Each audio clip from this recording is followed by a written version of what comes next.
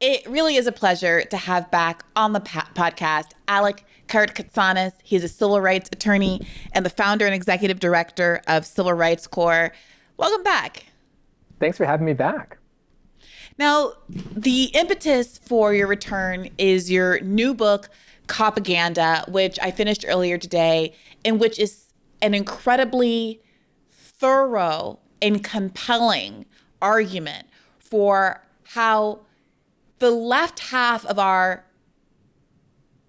political organization, the Democrats in particular, and left-leaning liberal media, have done such a disservice with respect to how they message around criminal justice issues. But of course, it's not just about the sort of broader issue. As we talk in the context of the first months of the Donald Trump administration, and we are seeing in real time the effect of consistently empowering our police forces over the course of the last decades. I think that the message in this book is particularly salient. So how about we start by defining what propaganda means? For me, in the book, I really focus on the mainstream news media. I don't talk about the history of what I call fictional propaganda, like the most famous of which in the contemporary world is, to show Law and Order or Cops, or a lot of people don't really fully appreciate, let alone have some people that have no idea about the extraordinary amount of money that the military and the CIA and others have put into Hollywood and music and film and TV. Basically, no movie has been made in contemporary US history that touches on these subjects that one of those entities was not involved with.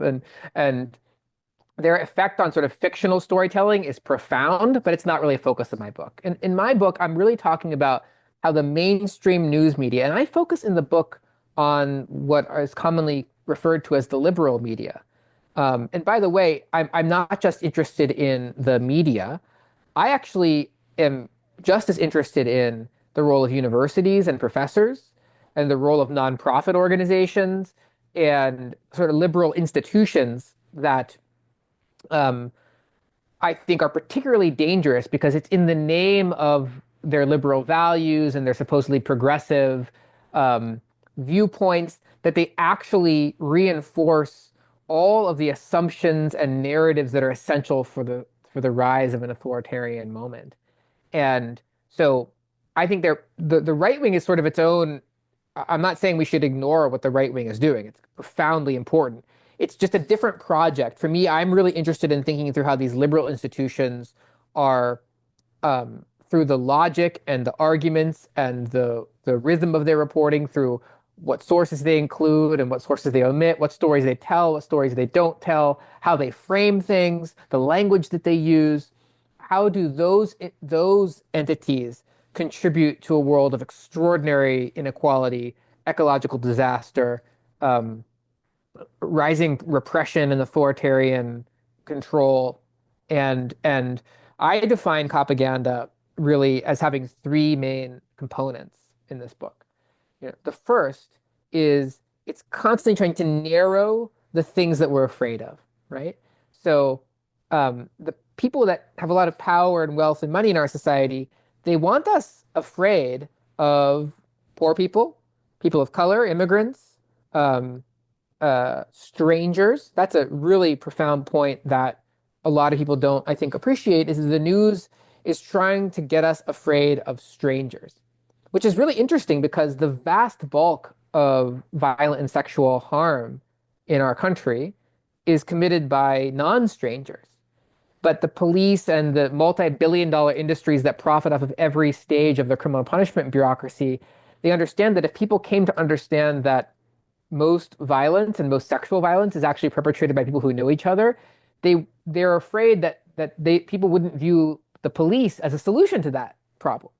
And in fact, you write that a significant proportion of stranger violence is in fact committed by police themselves. Yeah, about a third of stranger homicides are actually police killings. So the very things that they want us to focus on, like police reported crime, are a tiny fraction of overall crime and an even tinier fraction of overall harm. For example, wage theft costs about $50 billion a year. That's, depending on how you count, multiple times the total value of all other property crime combined. Tax evasion is about $1 trillion a year. So that's 20 times wage theft. It's about 60 times all other FBI reported property crime combined. The same is true of one of the most consequential crimes in our society, which is air pollution. There are hundreds of thousands of air pollution crimes every year in the US. Air pollution kills 100,000 people in this country every year. So that's 4 to 5 times all homicides combined. Water pollution, there's over 100,000 Clean Water Act violations every year. And there's over 10 trillion acts of plastic littering in the United States every year. Our bodies and our waterways and our animals and our plants all have microplastics in them now because of illegal littering. I mean, these are all the scope of these crimes. $800 billion in corporate securities fraud. The scope of those crimes is so enormous. And for each one of those things, you could point to a huge numbers of deaths and cancers and illnesses in children and whatever metric you want to use to measure suffering, the kinds of crimes that the police focus on and that prosecutors focus on, the news media focuses on, while important, and we should be limiting the overall amounts of any form of violence in our society. The fact that the news media wants us only focused on this narrow category of crimes means that we're not focused on the things that most harm us on an everyday basis. So you write that the way that the media, the reason why we are so hyper focused on a very narrow tranche of the kinds of crimes that happen it has something to do with the volume of coverage that those kinds of crimes, so that kind of violence gets versus what this kind of person-to-person interpersonal violence, muggings on the street, retail theft, get from the media. And you include this really compelling graph pretty early in the book in which you point out, it basically contrasts the number of articles about various kinds of crime, burglary, larceny, car theft, wage theft, and tax evasion, the number of dollars lost to those crimes versus the number of articles dedicated to covering those kinds of crimes. And it's basically like an inverse relationship. So even though there's $296 billion lost in tax evasion, there were only 723 articles written about it versus 2,579 articles written about it during this time period, 2018 to 2022, of burglary, despite there's only less than $4 billion lost. $4 billion lost, 2,500 articles. $296 billion lost, 723 articles. So let's get into this a little bit more. You mentioned that narrowing the scope of harms that we pay attention to is one of the sort of methods used here in Copaganda. What are the other two? So the second feature of Copaganda, which is really connected to what you were just talking about, is having narrowed our conception of fear to only that narrow range of violations of the law that the police focus on. And keep in mind, the police only use 4% of all their time on what they call violent crime. Okay, so but it's on a narrow range of things that the police focus on.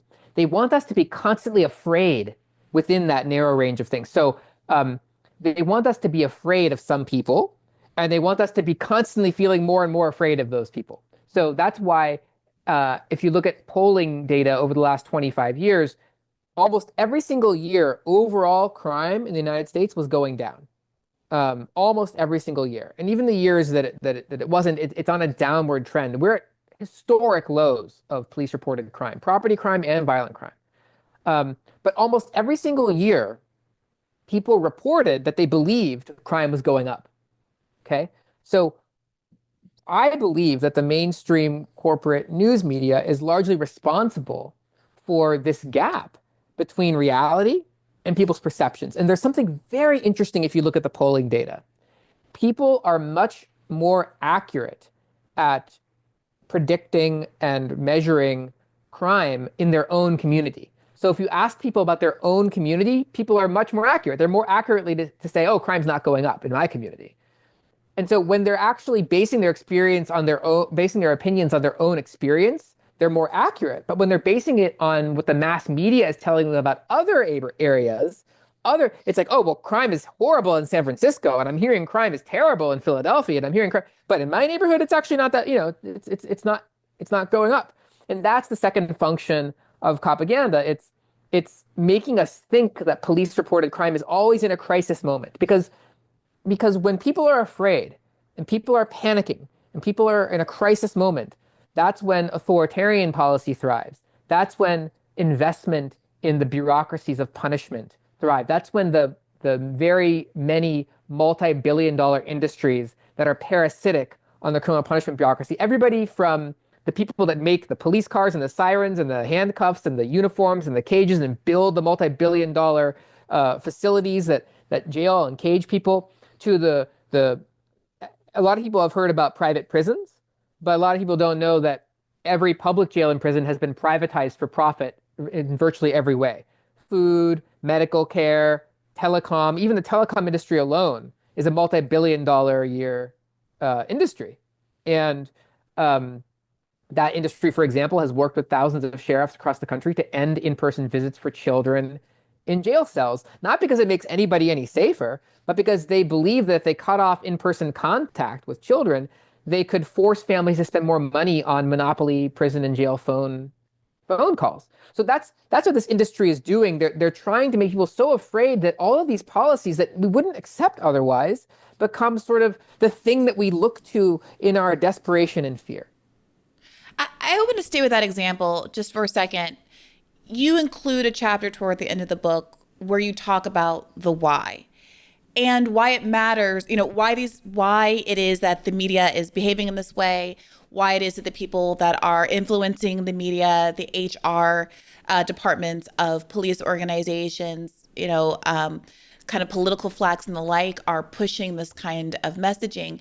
And you sort of raise the question of, is it important to understand that they're doing it in bad faith? Is it important to understand that this messaging is being pushed in significant part because of a for-profit motive behind so many of these industries, as opposed to folks just having sort of imperfect information, really believing that there are these safety concerns coming organically out of communities that need to be addressed, even if they are sort of misunderstanding the trends over time and in their particular neighborhoods. And I think that is a really important moment to include in this example that you open the book with is really important for that reason. It really gets to how pernicious, how intentional this messaging is, and that is driving toward these often for-profit goals.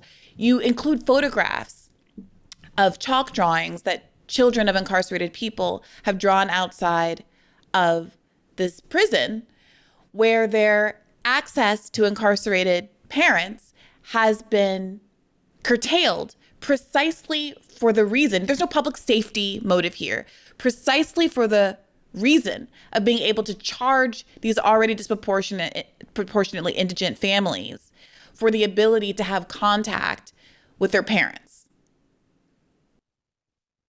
It's hard to believe. And that's a case that I'm actually a part of a group of attorneys, and our organization is representing these children. And these children are suing for a constitutional right to hug their parents. And it really gets at the myth and the reality of the punishment bureaucracy. We're told that all of these law enforcement officials, that's also a term of propaganda that they use, right? They want us to just be thinking that, like, if a law is broken, a law is enforced. They're just neutrally enforcing the law, when in fact, the police, prosecutors, and prisons only enforce some laws against some people some of the time in some places. And the decision about who to crush and to enforce the law against and who to immunize and not to go after, it's like, do we send undercover cops into wealthy boarding schools to look at underage drinking and drug use? Do we send them into frat houses on Yale University campus? Do we send them into undercover cops with wiretaps into corporate boardrooms? No. That's not how the police. There's several 100,000 untested rape kits at any given time in this country. For much of the last 25 years, there's been more arrests in the United States for possession of marijuana than for all violent crime combined. They're making very intentional decisions about who to enforce the law against. And it's really important that people understand that these mythologies that they cultivate, that they care about public safety, for example, and that they're pursuing public safety policies is one of the most pernicious of them all, because it's like climate science denial. And this is the third major theme of the Copaganda book, of Copaganda in general, in my opinion, which is that they're having narrowed our conception of threat and made us always afraid. The third one is they want us to think that the solution to all of those fears and problems is more and more and more investment in police prosecution and prisons. And so it matters to them if people take them at their word and if people believe that they're in good faith pursuing these policies, when in fact the evidence shows that none of the policies in the criminal punishment system have that much to do with crime. Yeah, go ahead. I'm sorry. Well, I was just going to say that crime is driven by structural features of our society. That's what all of the evidence show. So poverty, inequality, housing, access to medical care, lead exposure in children, sort of connection and isolation, and there's all of these factors, toxic masculinity, there's all of these things that we actually know from the research. Early childhood education is a big one, right? We know for a fact that access to Medicaid and early childhood education are two of the biggest drivers and predictors of crime. And yet those are not thought of as public safety policies. And instead, you've got all these people filling the editorial pages and writing articles left and right every single day and doing local news stories every single night where they're assuming that some police department tactic or policy or some prosecutorial charging decision or some sentencing reform bill are affecting crime. When if you look at the globe, country after country after country, the United States, if you look at our own history, those things have nothing to do in any significant way with how much people are harming each other. And that's a big myth. I want to pause here and really acknowledge this because I have to confess, I had this weird sort of emotional catharsis when I was reading this book, especially the sections about root causes, because I remember a time not so long ago when so much of this felt like well-trodden, like commonly bandied about, at least in sort of academic or kind of liberal political circles, like knowledge. Like we knew this. We talked about root causes as the drivers of crime. We rattled off statistics like this one you just alluded to. Research shows that simply expanding Medicaid reduces arrests for violence by 19 to 29% over the following 3 years, and all police arrests by 20 to 32%. Those are incredible numbers that any police department would love to boast about, but it comes not from funding the police force. It comes from expanding Medicaid. I mean, these were the kinds of statistics that I remember feeling really empowered by as we were making arguments about police reforms, police abolition in the before times. And what I'm thinking of as the before times was before 2020. 2020 seemed to represent this sort of tipping point at which the Democratic Party no longer seemed to have any tolerance for sort of what used to be conventional liberal talking points for how to lower crime. And it seemed to me that there was a trade-off that was pushed onto the public. That was, you have to be tough on crime, law and order, or you're going to get Donald Trump. And that the fact of the 2020 George Floyd protests being such a central news event made Democrats feel as though they had to pick a side, and if they wanted to win, they had to throw criminal justice issues under the bus.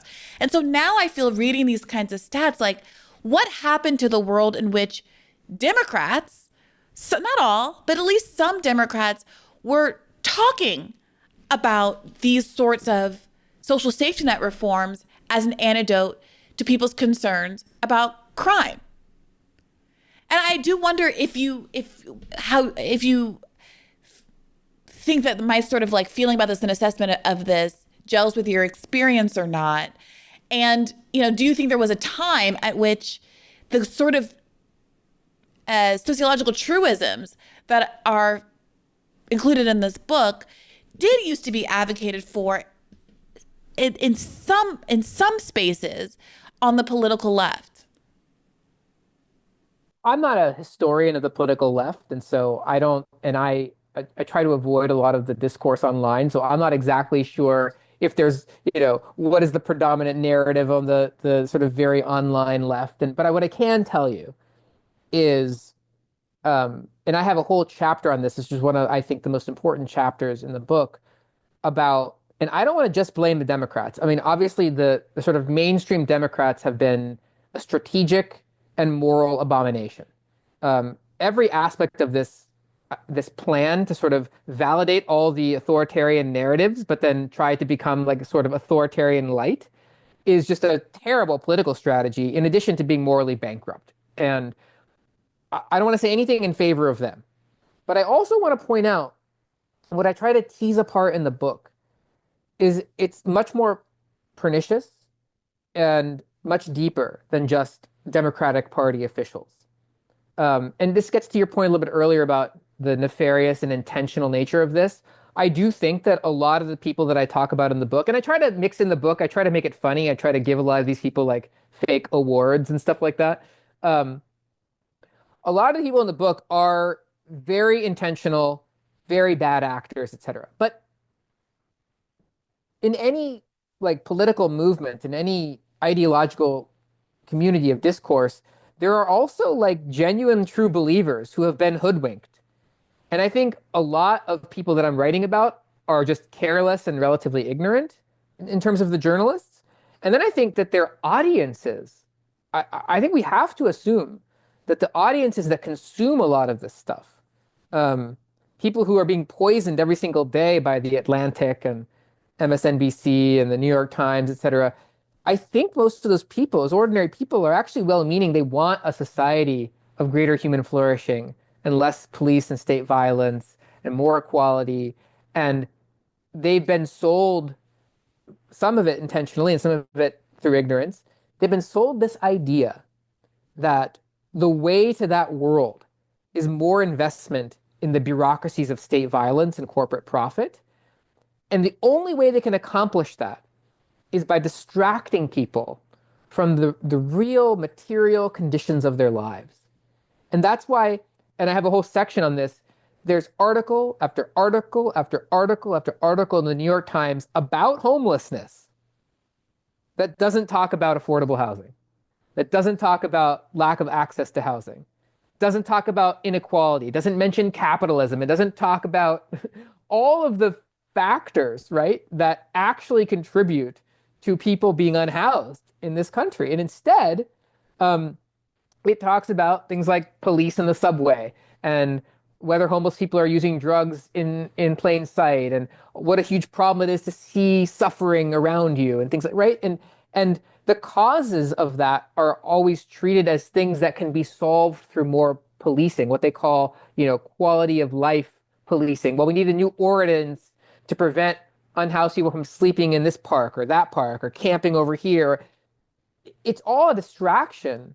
And the same is true. It's not just the issue of homelessness. That's just one example. The same is true of violence. The same is true of sexual violence. The same is true of lots of forms of harm. They want us to think that we can solve these problems and reduce all this harm in our society by investing in punishment, when all of the scientific evidence shows that we actually need to be investing in the things people need to live their lives and to meet their needs.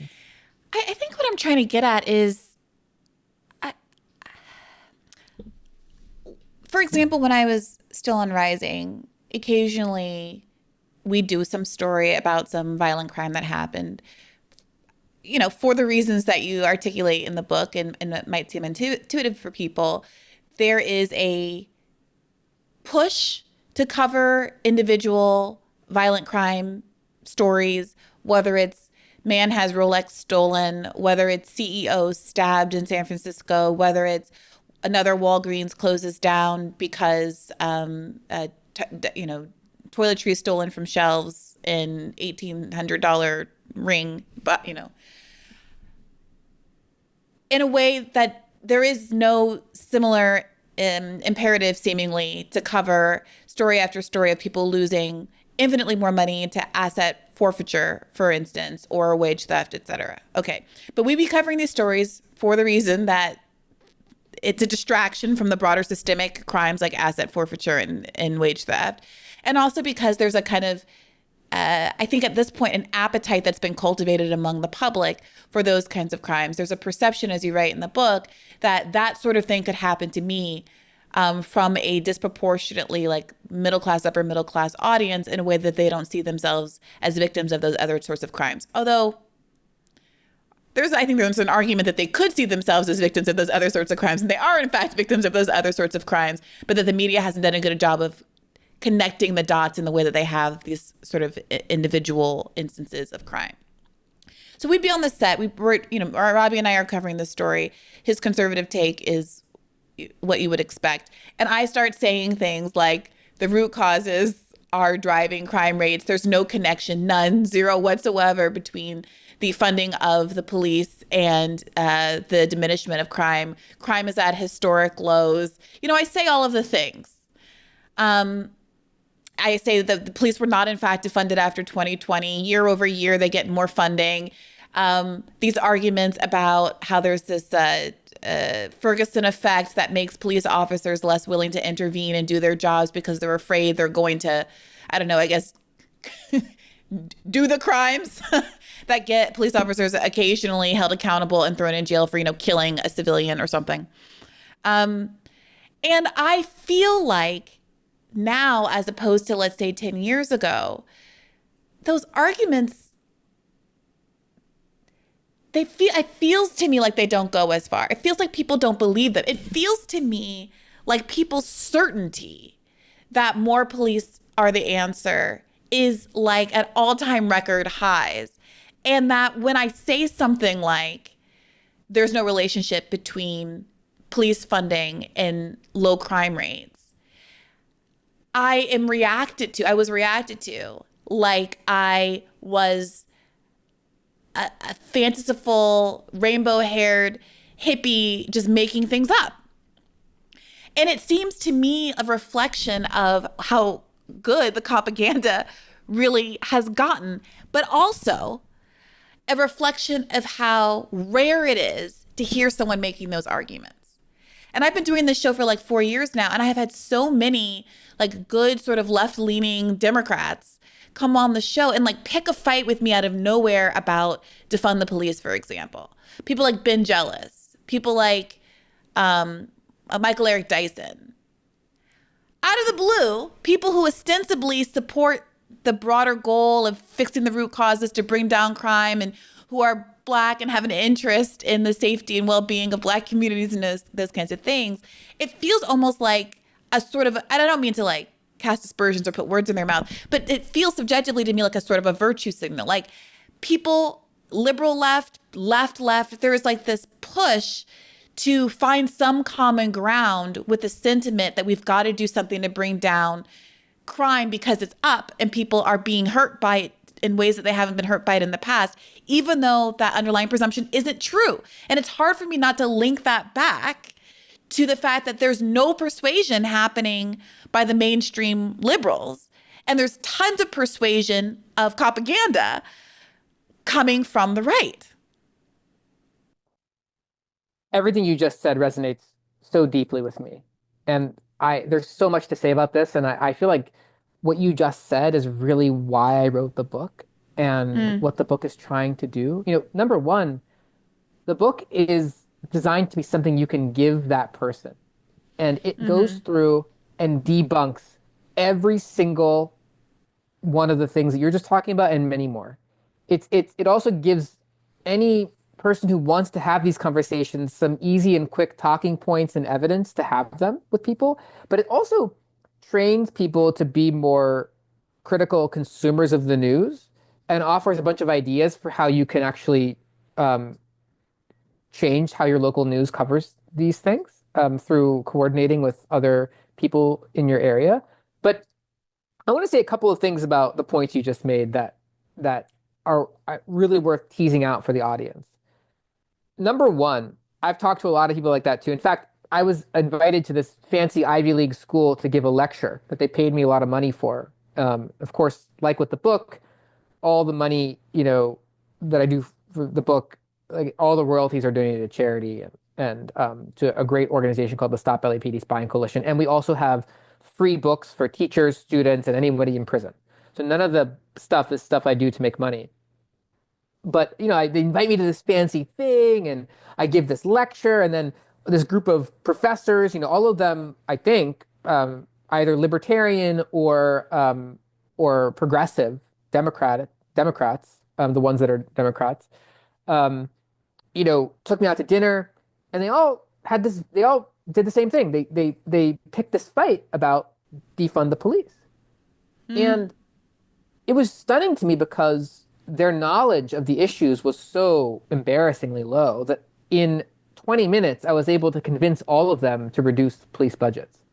Mm. And um, they had never heard anybody making certain really basic points. And these are supposed to be some of the most educated people in our society, Ivy League professors. And it made me laugh a lot because one of the quotes I have in the book by one of my favorite scholars um, from 60 years ago is about how elite liberals are the most propagandized people in the world because they feel like they're smarter than everybody and they feel like they have to have an opinion on everything and they consume the most propaganda because they're Yeah. constantly they want to be in the know and so they want to be like avid news readers and so they're constantly learning about the world through mediated through these sort of corporate media outlets. Anyway, the quote is much better than that, but it made me think about these professors and one of many assumptions they were making, and this may be driving what some of the people who come on your show are thinking. There's this view that it's a losing issue if Democrats adopted a platform of shifting resources from the police and prosecutors and prisons into social services. Let me say a couple things about that. First of all, there is absolutely zero evidence for that proposition in the polling. Okay? Polls, by the way, are a tool of propaganda. Polls are only done by people who have a lot of money, right? Because Mm. it's very expensive to do polling. And the way you ask the question and the context that you put into the question or the context that you leave out basically determines the answers to the polling questions. Any good pollster can shift an issue 20 to 50% just by how they word the question. And some of my favorite reporting was this poll that I looked at, very rigorous poll, covered in major news outlets. And the headline in the news outlet, which all these journalists absorbed, was that defund the police was not popular. So, because when you ask people about that slogan, it was not that popular. But the other poll questions later in the poll that didn't make it into the news story were all asking people if they supported reducing police budgets and giving more money to housing, education, and healthcare. Wildly popular. Popular among Republicans, popular among independents, popular among liberals. And the group that supported this the most were people who had a police officer in their family. Mm. Stunning poll, completely ignored by even the mainstream news outlets that covered the rest of the poll. And there's this idea, which has no support in reality, that if the Democrats ran on a platform of public safety guided by investments in jobs, healthcare, housing, look at how popular Luigi is, right? There's a Mm. huge base of people that are fed up with our healthcare system, that are fed up with our paid sick leave, lack of paid sick leave. There are huge swaths of the population that are worried about whether they're going to have a place to live and that are worried about their social security and that are worried about whether their children have access to 3K and 4K and high quality kindergarten and elementary school. Anyway, you get the point. Um, and so I have never seen any evidence. And I've talked to so many journalists and professors who have cited this, and I asked them for their sources, And then I say I have all the time in the world. I'll walk through this with you. None of them have ever been able to produce for me any evidence of this myth that it's not a popular political. I have another example in the book where the Times and other outlets were reporting that the DA in San Francisco, the progressive DA, his policies were unpopular, his progressive policies. And then I probed it with these journalists, and the very polls that they're talking about, yeah, he was unpopular because of a right-wing billionaire-funded recall campaign against him. But if you look at every single one of his progressive policies, they had widespread support in the electorate, right? Yeah. So it's and then the second thing I want to say about what you were saying is, and what feels so true about what you were saying, is and this is why I talk so much in the book about Stuart Hall and his legendary work, Policing the Crisis, and the way in which moral panics, including, by the way, the creation in England of the term mugging, which was a prior moral panic designed to get English people to be really afraid of Black immigrant youth back in the 60s and 70s, and how that whole moral panic led to the rise of Margaret Thatcher and led to a reactionary far-right backlash. You can actually look at what happened and what Stuart Hall was writing about with his collaborators in the 1970s, right before Thatcher and Reagan, and there's a lot of parallels to right now. The post-2020 backlash, where, and Hall describes this, the liberal elite in England were adopting many of the assumptions and narratives of the far right. And in doing so, the reason it feels to you like so few of your guests are talking in this way is that the left part of the political spectrum in the US is adopting all of the right-wing assumptions about things like crime and immigration and whatnot, even if those things are like climate science denial. And when that happens, the consciousness of the public changes. Because if you are, another book that I cite, which is a really good book from the 70s, is called 4 Arguments for the Elimination of Television. And one of the points in that great book is that you slowly become more like the things that you interact with. And every single article you watch, or read, or clip you watch on TV changes your brain chemistry. And if you see 1,000 articles and clips as you scroll or whatever, and they all reaffirm certain worldviews and assumptions, your brain changes. And so part of what I try to do at the end of Copaganda is I try to help give people some tools to fortify their own minds and the minds of their community members against that kind of relentless propaganda, because it's quite dangerous and it creates the kind of groupthink that you're talking about. Yeah, I also was really amused by that quote you alluded to from, I think, what was it, a French, that French author. I don't want to try to pronounce this. Ellul, yeah. I'll go ahead and read it, because this idea that kind of liberal intellectuals, professional class, PMC types are particularly susceptible to propaganda precisely because of how much,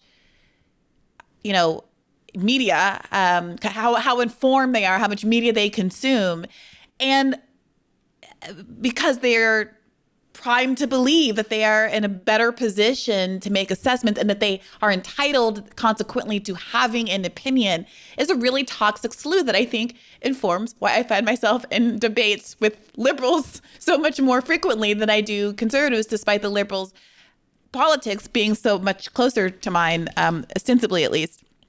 The quote goes, you say the introduction to the English translation of Illow's propaganda explains that professional class intellectuals are, quote, virtually the most vulnerable of all to modern propaganda for 3 reasons. 1, they absorb the largest amount of secondhand, unverifiable information. 2, they feel a compelling need to have an opinion on every important question of our time and thus easily succumb to opinions offered to them by propaganda on all such indigestible pieces of information.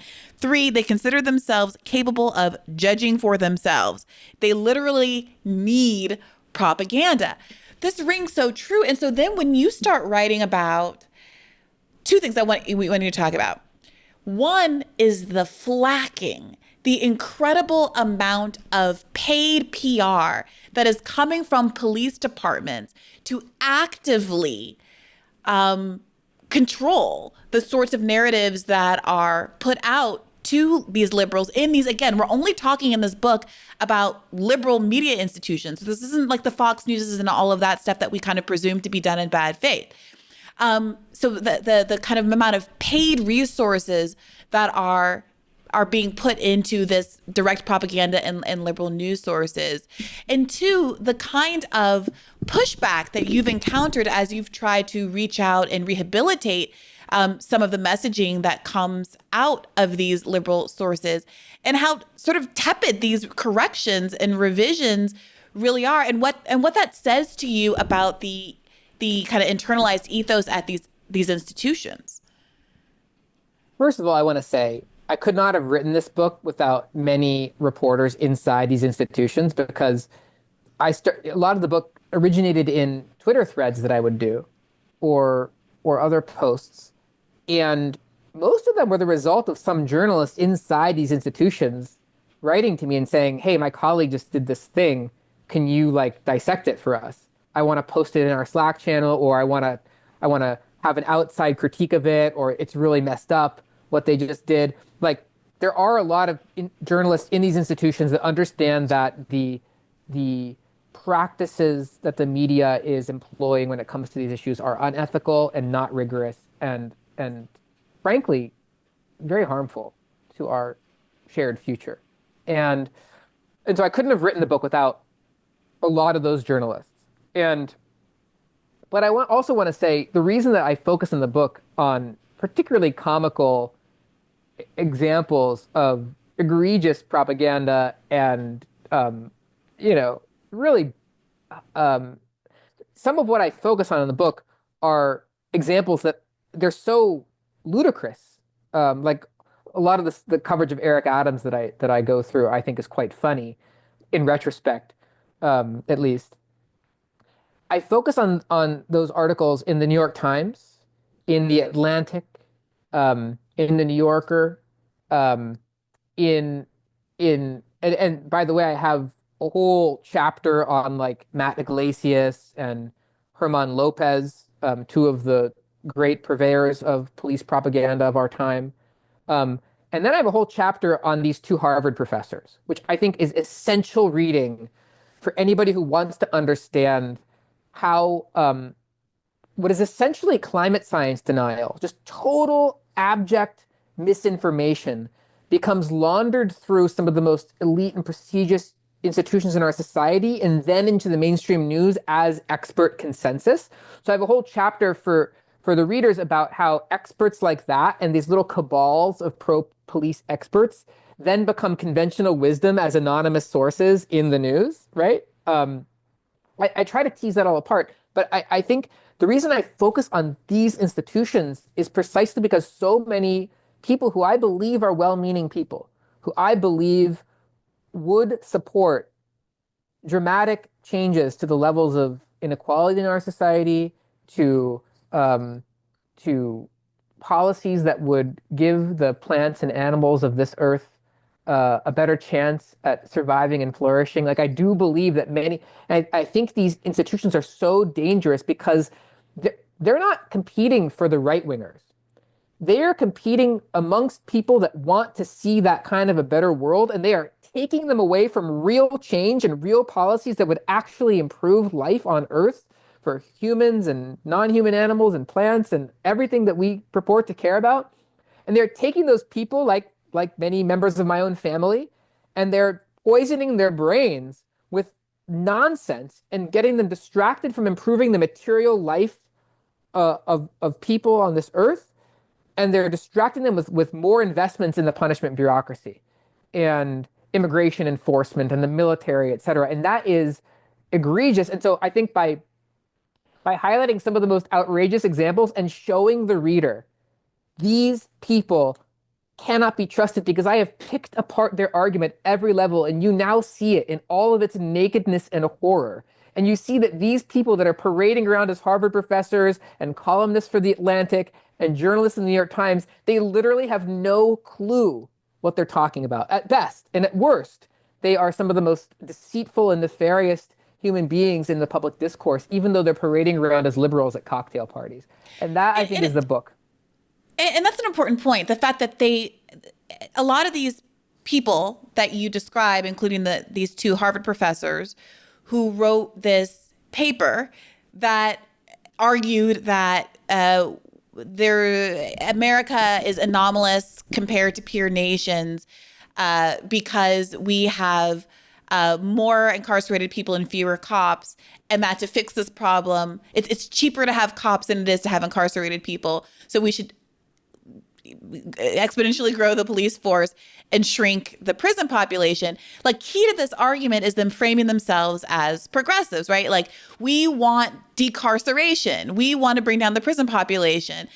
Therefore, you should let me slide this argument in. You should accept this argument that we should ratchet up the number of police officers. And then when you start to pick it apart, as you should feel free to do right now, not only do some of their initial kind of presumptions fall apart, but you see that in effect, their study is used not to make the case for decarceration, but in fact, just to make the one-sided case for upping the number of police officers in the country, because people sort of yada, yada, yada, how difficult it is to let people out of jail, but they have no problem figuring out how to fund the police. So obviously core to this argument, core to, I think, these arguments getting traction is this sort of sheep in wolf's clothing dance of pretending that you are a progressive, that you are a good faith actor. And then this is what the serious people with the big brains have decided is the only way through it, even if it's hard. But because we're pragmatic, because we know how to get things done, you're just going to have to accept what seems on its face to be a really bad outcome. You know, it seems to me that this Harvard example is maybe a good one to unpack a little bit. What happened with this Harvard study and how it was deployed? We need a whole separate show to talk about the Harvard professors because people who are very sophisticated propagandists are like Ezra Klein, for example, are more they have an ability to concoct such an edifice of bullshit that in order to peel away each layer and expose it for what it is, which is just a traditional neoliberal, like, you know, spewing of nonsense, you actually have to do a lot of work. And so I try to make the chapter about the Harvard professors as funny as possible, because at every single turn in that drama that unfolded with them, you learn so much about how our society works, and you learn so much about the sort of lack of integrity and rigor that passes for elite scholarship a lot of the time in our society. And I want to say one thing about it here. So basically, then, in a nutshell, Harvard created a new journal as part of its commitment in the post-George Floyd era to its students, you know? And the journal was supposed to be about like law and inequality and all this stuff. And then like one of the first articles that ended up publishing was this call for the largest expansion of policing in modern world history by these two professors who called themselves progressives and socialists. Yeah, socialist even. That's crazy. Yeah, it's really remarkable. But the article itself was like, it was so shoddy and poorly done that like I think it would have gotten like a failing grade in like a first year, you know, college freshman like, you know, essay contest or something. It's really bizarre what was going on. But the key is it's sort of a false flag operation by portraying what are right-wing talking points as progressive. They know how to navigate an institution like Harvard, because so-called progressives who are willing to argue for what the right wing wants are very valuable at a neoliberal institution like Harvard. And so I think you know, you can read the chapter to like see how it all unfolds. Yeah, and it's like I don't really, but yeah. I think the key point I want to make here is it's very similar to a lot of what happens in the mainstream news media, where like people who portray right-wing reactionary policies as like progressive. I have some really good examples of that, in the book. There's a prosecutor in Detroit who, whose idol is the prison abolitionist Angela Davis, and there's a profile of her in the local paper where supposedly all the parents of the children she's sent to prison for decades are thanking her for saving their kids' lives, and and then there's the sort of like catastrophe in San Francisco, where the San Francisco Chronicle main propagandist, who's one of the most effective propagandists of our time, Heather Knight, who then became the New York Times bureau chief for San Francisco, portrayed the person spreading misinformation during the recall, who then was appointed after the recall as the new DA in San Francisco, as a progressive, even though her whole platform was running to the right. And same with the Harvard professors. Once they published that article, it was used by the a bunch of sort of fascist police unions, the Manhattan Institute, editorial writers in other places. Like it's a right-wing document, but the fact that it was, and I think the best example of this that I have in the book, and the most interesting to me, is the way that the New York Times and other outlets covered the reaction to the George Floyd protests. They claimed that all of these independent reports had concluded that there had been mistakes and inadvertent mishaps in the police repression of those protests all across the country, right? And the article that I talk about at length in the book, and the two articles actually, they don't disclose for readers that the independent reports were written by former cops. And they don't tell people that like this is a very common, because if the LAPD had written a report that said, oh, we made all of these mistakes, and the solution to our mistakes is more money for a new surveillance division, new surveillance technology, and more officers with guns, the public would be like, wait a second, what are you talking about? But because it was an independent report parading as a progressive city council investigation of their police, but written by all former LAPD cops, it puts this veneer of legitimacy for liberals. These reports are written for liberals. They're written to confuse well-meaning people who don't like police violence. They're not written for the right wing. The right wing isn't interested in a commission investigating why police in hundreds of cities around the country in very coordinated and intentional ways committed crimes against protesters on video. And then that's called an accident or a mistake. The right wing's not interested in that. These reports are written to trick liberals, and that's what the Harvard professors are doing in a nutshell. Yeah, I mean, I alluded to this at the top of the episode, but part of why it felt really timely to have you on is because of what's happening right now with all of the people with legal immigration status being spirited away, whether they are college students who wrote an op-ed that Zionists didn't like, whether it's a gay hairdresser who has a tattoo honoring his sibling with autism who gets spirited away to a prison in a prison camp in El Salvador. You write in the book that while the police misconduct is framed as a mistake, this has always been the purpose, in fact, of the police, to repress social advocacy groups since time immemorial, whether it was communists or civil rights leaders or gay rights advocates or whatever interests happens to be emergent at a given moment.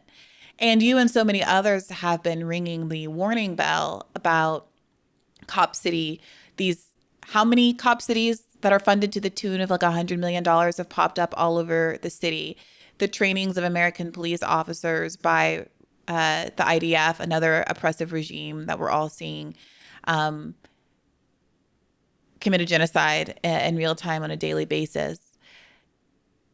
And yet, while there has been a sort of, I think, evolution among a lot of liberals that are now frustrated at the Democratic Party, pushing back against the idea that they're not fighting hard enough, wanting more adversarial politics, coming out to these Bernie and AOC rallies, I I do wonder if you see any kind of movement or if you think there should be more of a push for more movement on connecting the frustration about the repressiveness of our police against pro-Palestine advocates and the failures of the Democratic Party to be full-throated in its resistance to the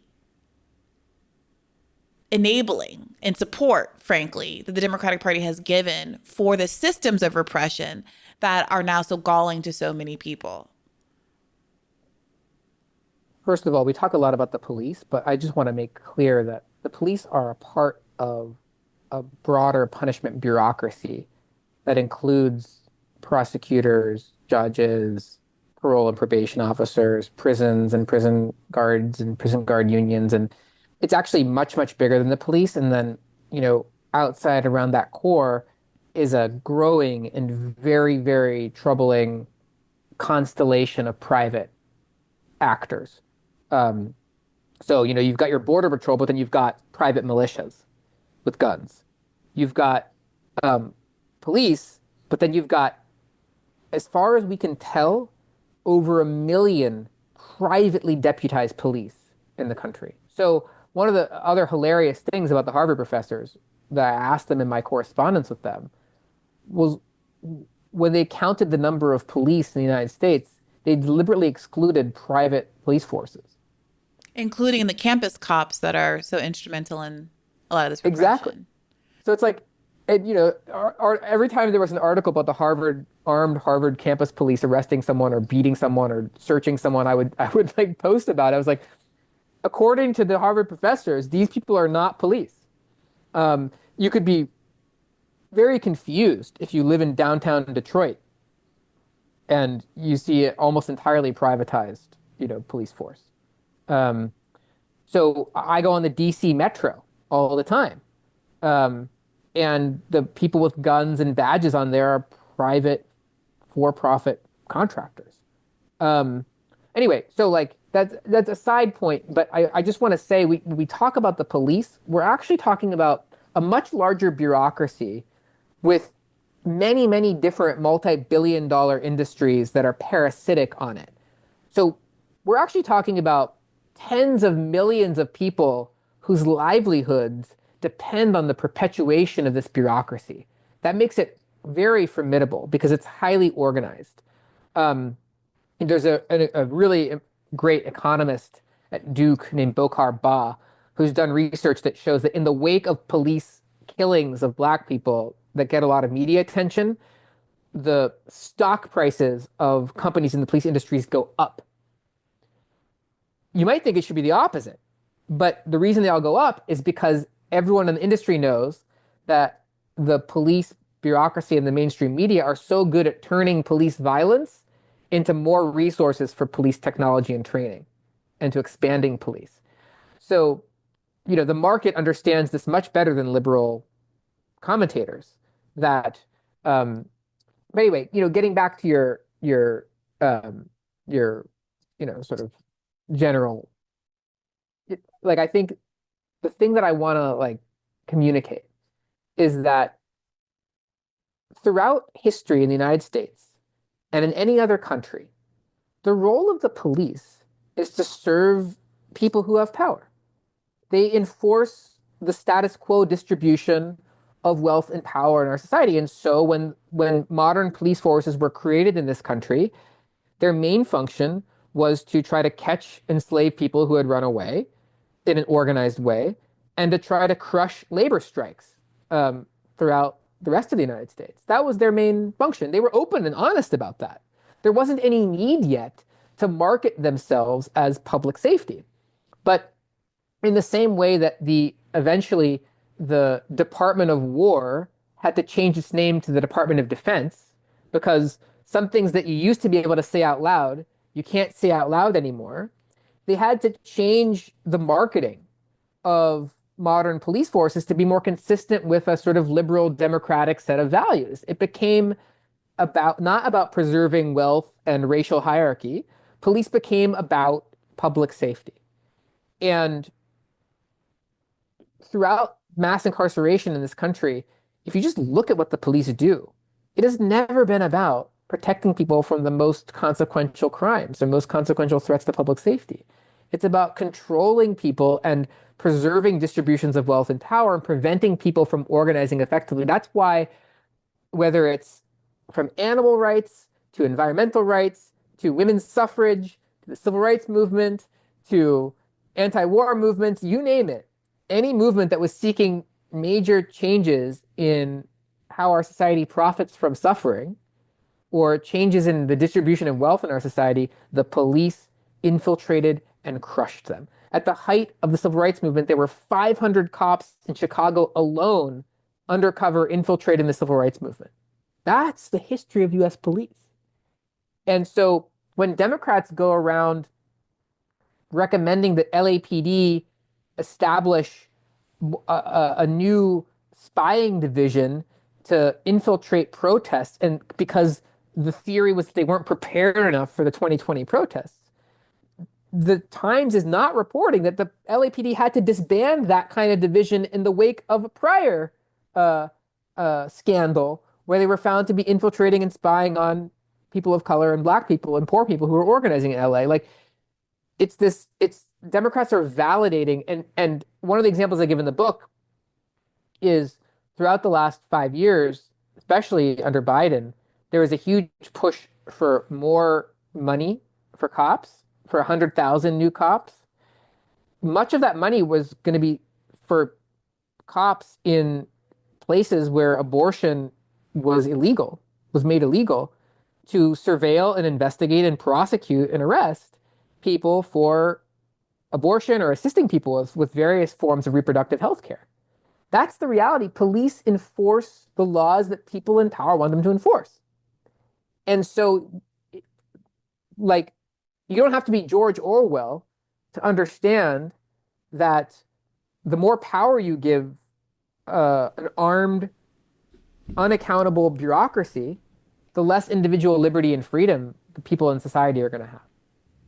I think that's such an important point, and why an early graph that you also included that, one, you debunk the relationship between police spending and lower crime, but then show that there is a relationship between elections, like political elections, election years, and coverage of crime. So no relationship between the actual crime and the spending on police that are essentially supposed to bring down crime. But there is a relationship between how much the media covers crime and how much it's, relevant to the political discourse at the time. The theory being what? The theory is that it's in a lot of people's interest to make everyone very scared right before elections. And it's not just elections. You can actually trace, we have a lot of tools now that enable us to trace coverage. And it also tracks major votes in different geographic areas on things that police care about. So police PR divisions kick into gear when like some oversight commission is being voted on, or some bail reform law, or something like that. The point is coverage of crime, and by crime I mean police reported crime. What the FBI typically reports as index crimes. That kind of coverage is much more tailored and responsive to political events than it is to actual changes in whether people are the victims of crime. So you're seeing like a spike on this graph. Maybe I can figure out how to like inset it here for people watching, but a spike on this graph in the lead up to, say, the 2022 midterms, and then a complete cliff falling off afterward. Like nobody cares about this crime reporting anymore, regardless of, again, completely disconnected to any actual crime rates happening at a given time. And so you mentioned that they're able to do this. They're able to kind of manufacture these moral panics in a way that's advantageous to pro-tough on crime candidates on both sides of the aisle because of the PR departments at these precincts, at these police institutions. And you walk through how the number of staff, PR staff, some who are sometimes being paid $200,000 a year of these city budgets, are growing at kind of shocking rates in response to a clear need to manage the moral panic, to manage the public's expectations that spending more on the police is actually going to yield a good result. Can you lend a little specificity to this here? Because I found myself very surprised by how much kind of active flacking is happening directly from the police to journalists. Not just journalists calling out to get a comment and being stenographers for police department in the way they think we all understand happens, but the police actively courting these relationships through paid PR professionals. One of the dirty secrets of this whole thing is that for a lot of journalists that I've talked to around the country, it's not actually that they ideologically support the police, don't recognize the danger of what they're doing, and that it's not that they enjoy filling their local newscast every night with mugshots and, street crime coverage. It's that they are so pressed for content and so under-resourced in their own view that they don't have time to generate lots of other stories. And it's not like the public school system or the hospital system in their neighborhood or the people that fight for tenants' rights or whatever. They don't have a PR department. And not only do they not have a PR department, they don't have 10, 20, 30, 40, 50, 100 employees in a PR department to constantly feed them stories. So what ends up happening is if you're a producer on a local news show, every day, not only do the police send you stories, they send you video clips, audio clips, charts, quotes, experts. It's all packaged together. It's basically ready-made for you. And public money is paying for that. And local teachers don't have anything like that. So one of the things that I've been doing for years is working behind the scenes with a network of people to help journalists who are interested just source their stories differently, building relationships between journalists and public defenders and civil rights lawyers, environmental justice advocates, people who've been in prison and their families, and creating these other paths for different types of public safety reporting. For example, you could station a reporter in housing court, and every single day you could look at what the landlords are doing to people. And every night on the show, you could have a video of a landlord walking out of court who had been, forcing their tenants to live with rats. People would watch like a news show, and we've actually seen this happen. People would watch bad landlord of the day news programming. It's not that like people aren't interested in those topics. Yeah, but that's part of the problem, right? That in the example you just presented, it's let's say a media institution like the New York Times hiring an attorney, a journalist to sit in housing court and report on those stories. But that's the newspaper, newspapers having all of the funding problems that we know that they are having, shutting down, firing their labor reporters and getting down to, the bare minimum of overpaid op-ed writers. But never mind. Hiring a staff writer to cover something like that, when on the other side, it's police departments who are being funded hand over fist because of this perception that they are keeping down crime, who are providing free tidbits and information to our already overburdened news staff, who of course are going to be incentivized to cover that kind of a story. So there's this asymmetry in funding. So I hear what you're saying about like editorial decisions could be made to counterbalance the funding that's coming from the PR campaign that's coming from police officers. But this seems to be the same kind of problem that the left comes up against all the time. What's the difference between the right media ecosystem and the left media ecosystem? How well the right media ecosystem is funded because their interests align so well with their sort of establishment party ideals, and they pump tons of money into it. The left media infrastructure is sort of left on its own because it is antagonistic to the Democratic Party that is also corporately funded. And so many of even our left flank of elected officials are so unwilling to be criticized from their left that they also don't even feed with their presence on left media, the media institutions that ultimately have their back at the end of the day. And so it does feel as useful and I think correct as your sort of prescriptions are in the book, a little bit like an uphill battle that all sort of stems from this kind of core frustration that we talk about on this show and elsewhere on the left in all these different arenas, which is that We just don't have the same resources behind the messaging that is right and good and correct, because the Democratic Party is not interested for kind of like corporate capture reasons in putting their weight behind the right messaging. And that's why I keep coming back. That's why I keep coming back to all of these people who come on the podcast and want to debate defund. You know, maybe defund isn't a good slogan, let's say, but they're not spending any time with the persuasion of finding out, like trying to make the case for all of the sub-bullet points on the survey that you alluded to that show that people are in favor of what defund actually means. If there's a gap between the slogan and what the slogan actually means, maybe it means get rid of the slogan. Maybe it's your job to be making people better understand what the slogan actually means. And none of that work is ever done by the Democratic Party. And again, I keep coming back to the why, and the chapter that you wrote about the why, and the chapter about how enormous the profit scheme behind the what do you call it again? It's not the criminal justice system. I like your term for it. The criminal punishment bureaucracy really is. And I'm not trying to be like pedantic here, but like in some ways we've been talking about this as sort of a defensive game. Like, how do we push back against the Copaganda?